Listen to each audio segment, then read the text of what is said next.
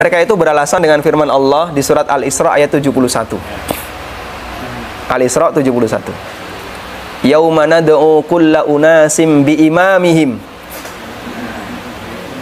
Hafal Bapak Ibu ya? Yakin saya hafal ya? Yauma nad'u kulla unasin bi imamihim. Pada hari kami panggil semua manusia bersama imam mereka. Maka kalau kamu nggak punya imam, jadinya apa? Kafir. Kalau nggak punya imam. Baik, apa makna imam di sini? Saya bukakan keterangan Ibnu Katsir. Persis ini kutipan Ibnu Katsir. Ibnu Katsir dipakai nggak Pak? Hah? Dipakai? Tapi dipilih. Yeah. Oh gitu. Berarti dalam Ibnu Katsir diimani sebagian, diingkari sebagian. Gitu ya. Itu kata Allah karakter Yahudi kan, yu'minuna bi ba'dil kitab wa yakfuruna bi ba'd. Beriman kepada sebagian Alkitab dan kufur kepada sebagian Alkitab.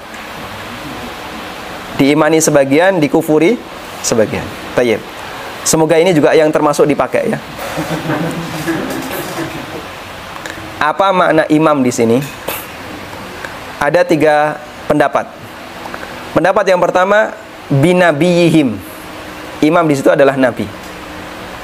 Sehingga Allah nanti akan memanggil semua umat bersama nabi mereka.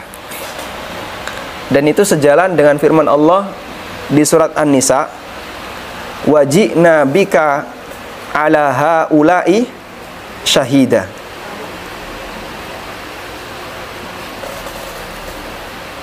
Ada di surat An-Nisa ayat yang ke-40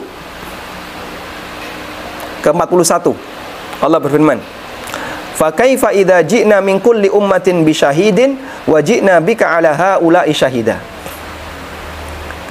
Ketika aku datangkan dari setiap umat seorang saksi dan aku datangkan kamu Muhammad sebagai saksi bagi mereka semuanya. Nabi SAW ketika mendengar ayat ini pernah menangis. Ada dalam riwayat Bukhari. Pernah baca itu Pak? Sudah pernah dibacakan? Ibnu Mas'ud membaca ayat ini, lalu Rasulullah SAW nangis. Hadis itu sudah pernah dengar? Belum? Pernah? Baik. Kenapa Nabi SAW menangis ketika mendengar ayat ini dibacakan? Dan aku akan datangkan kamu Muhammad sebagai saksi bagi mereka semua. Karena Rasulullah SAW menyadari perbuatan umatnya itu ada yang benar, ada yang salah. Dan ketika beliau jadi saksi, beliau akan sampaikan, ini benar, ini salah, ini benar. Sehingga ada umatnya yang masuk neraka karena persaksian beliau. Ibarat orang tua jadi saksi di depan hakim, ada perbuatan anaknya.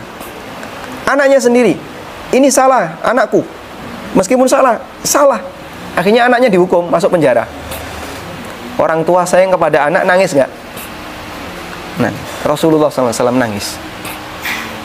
Sehingga ketika beliau menjadi saksi untuk umatnya, ada umatnya yang berbuat dosa, umatnya yang salah, beliau jadi saksi, akhirnya dia jadi masuk neraka.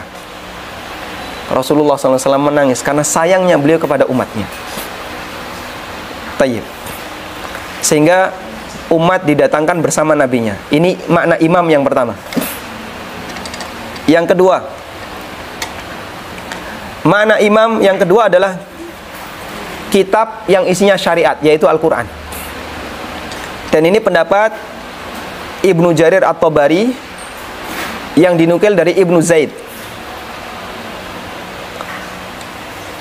Sehingga nanti Allah datangkan setiap umat itu dengan kitabnya. Lalu kitabnya yang jadi saksi. Apakah betul perbuatan umatnya ini sudah sesuai kitab ataukah belum? Ini pendapat yang kedua. Pendapat yang ketiga, dan ini yang dinilai lebih kuat oleh Ibnu Katsir. Yang dimaksud dengan imam di situ adalah buku catatan amal. Semua manusia punya buku catatan amal. Dan ini pendapatnya Ibnu Abbas. Bi kitabi a'malihim, Allah akan panggil mereka mengikuti buku catatan amalnya.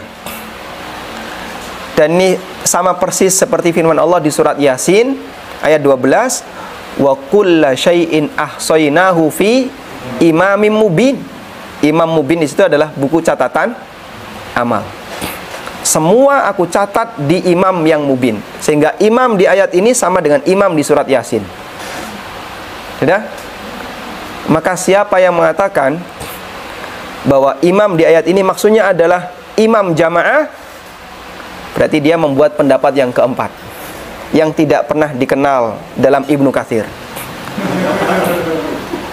Sayang, beliau pendapatnya tidak dicantumkan di tafsir Ibnu Katsir. Seharusnya daftar dulu. Kita bisa bayangkan. Terus siapa yang hidup sebelum beliau? Berarti imamnya tidak ada, kan gitu ya? Yang hidup sebelum beliau, terus imamnya siapa? Pendahulunya siapa? Kalau yang hidup sebelum beliau harusnya mengikuti imam siapa, Pak? Nggak ada ya? Hanya berlaku bagi yang hidup setelah beliau. La haula wala quwata illa billah. Baik. Wallahu ta'ala alam. Itu yang bisa kita sampaikan.